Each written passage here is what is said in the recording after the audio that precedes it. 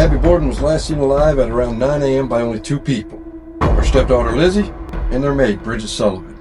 At that time, Lizzie's sister Emma was away, and Andrew Borden was conducting business in Fall River, and Lizzie's uncle John, well, he was somewhere else.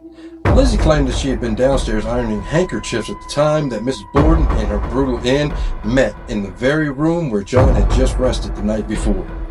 A room that's now highly sought after for overnight stays at the historical Lizzie Borden Axe Murder House and Museum.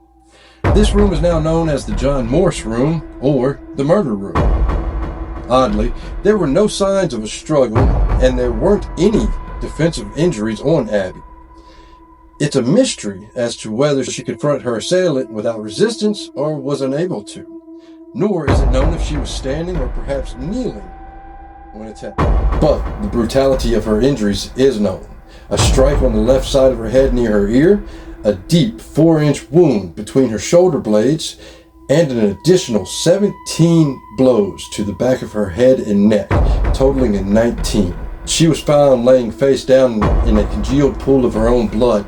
Analyzing the blood and stomach contents of both victims, it was determined that her death occurred around 9:30 a.m., a good 90 minutes before Mr. Borden met his own demise. The dining room wall displays a photograph from the autopsy showing Abby on her stomach surrounded by blood, with the camera that had captured this image reflected in the mirror.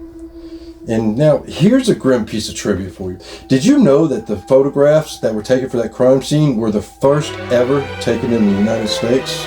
It's a bit macabre, isn't it? Thank you for your time.